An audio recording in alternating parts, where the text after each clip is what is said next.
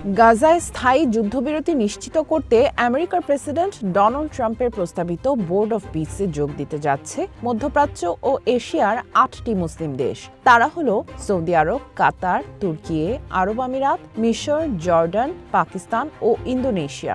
এক যৌথ বিবৃতিতে এই ৮ দেশের পররাষ্ট্রমন্ত্রীরা বোর্ড অফ পিসে যোগ দেওয়ার বিষয়টি নিশ্চিত করেছেন।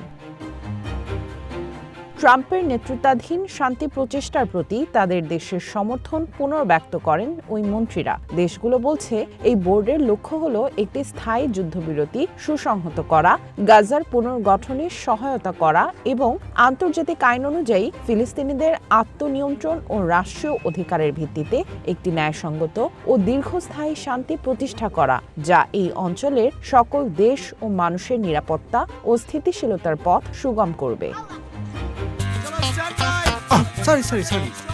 লাইফে কখন কি হয় গ্যারান্টি আছে, তাই ইন্স্যুরেন্স করুন সিটি ব্যাংকে, কারণ ইন্স্যুরেন্স করলে সিটিতে সুরক্ষা পাবেন নিশ্চিতে। গাজা ইসরায়েলের যুদ্ধ বন্ধে ট্রাম্পের ২০ দফা পরিকল্পনার অংশ হিসেবে এই বোর্ড গঠন করা হয়েছে। ট্রাম্পের বিশেষ দূত স্টিভ উইটকফ এবং জ্যারেড কুশনারের পাশাপাশি ব্রিটেনের সাবেক প্রধানমন্ত্রী টনি ব্লেয়ারও এই বোর্ডে রয়েছেন। এই বোর্ড গাজা উপত্যকার দৈনন্দিন বিষয়গুলো পরিচালনার দায়িত্বে থাকা ফিলিস্তিনি টেকনোক্রেট কমিটির কার্যক্রম তদারকি করবে। তবে আমেরিকার নেতৃত্বাধীন এই প্রক্রিয়া বাস্তবে কতটা কার্যকর হবে তা নিয়ে প্রশ্ন উঠছে। বিশেষ করে এই পর্ষদে ইসরায়েলের কট্টর সমর্থকদের অন্তর্ভুক্তি এবং আন্তর্জাতিক অপরাধ আদালতের গ্রেপ্তারি পরোয়ানার মুখে থাকা ইসরায়েলি প্রধানমন্ত্রী বেঞ্জামিন নেতানিয়াহুর অংশগ্রহণ নিয়ে উদ্বেগ প্রকাশ করেছেন পর্যবেক্ষকরা।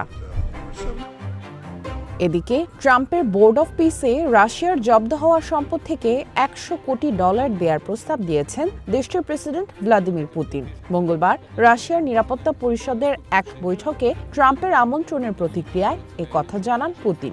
এছাড়া আমেরিকা ও ইউক্রেনের মধ্যে শান্তি চুক্তি হওয়ার পর আমেরিকায় থাকা অবশিষ্ট রুশ সম্পদ যুদ্ধবিধ্বস্ত গাজার পুনর্গঠনে ব্যবহার করা যেতে পারে বলেও মনে করেন রুশ প্রেসিডেন্ট। সামিয়া জান্নাহ, ওয়ান ইন্টারন্যাশনাল ডেস্ক।